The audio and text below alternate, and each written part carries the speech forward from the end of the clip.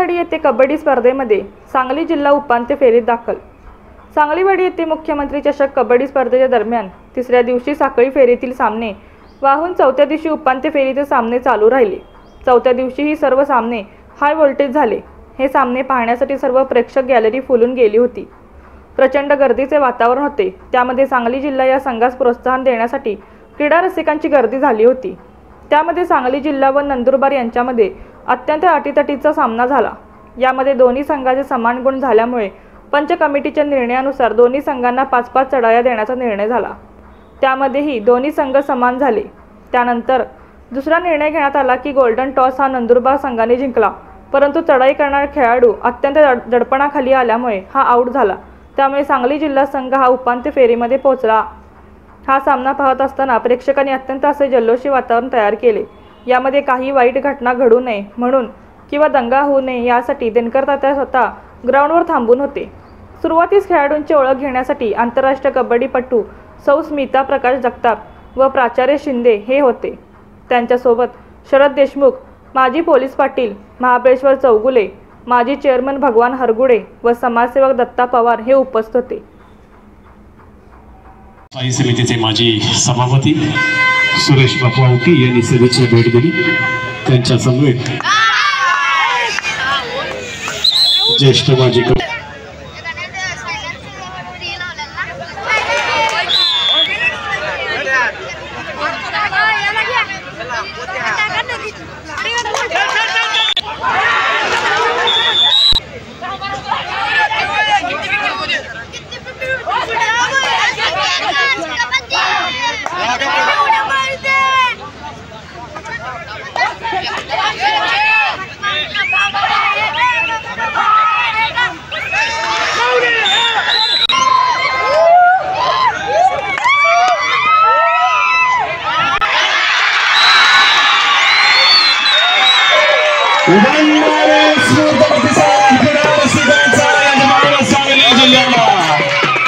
अत्यंत अटीतटीचा रोमांचक डोळ्याचा पूर्ण फेकणारा हाय व्होल्टेज सामना क्रीडांगण क्रमांक 2 वर यजमान सांगली जिल्हा विरुद्ध पुणे जिल्हा।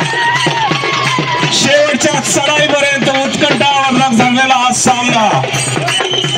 अभिनंदन आहे सांगली जिल्हा आणि अभिनंदन आहे पुणे जिल्हा। दोन्ही संघातील दिग्गज खेळाडूंनी क्रीडा रसिकांची मनं जिंकलेली आहेत। हॅलो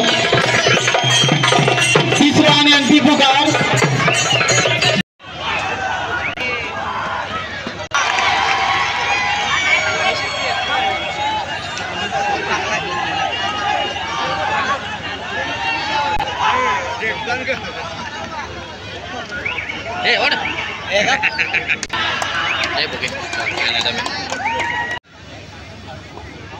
मराठा समाजसेवाचे मराठा उद्योजक रुपेश मोकाशी सर, दीपक सूर्यवंशी यांचा सन्मान मनोज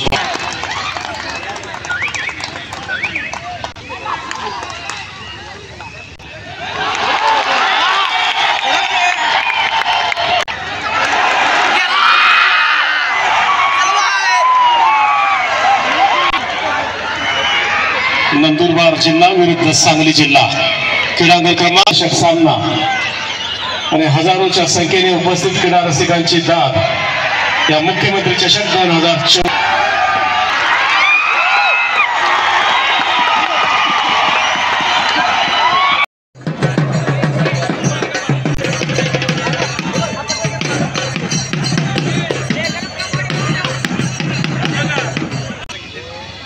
प्रिंट मीडिया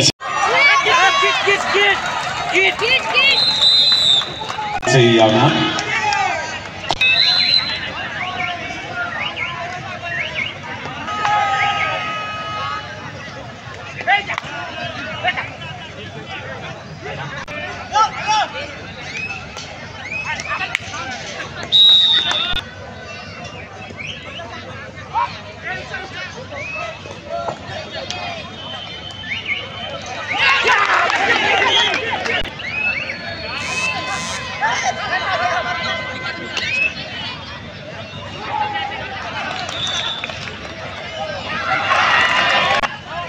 श्री पोपट पाटील सर यांचंही या ठिकाणी आगमन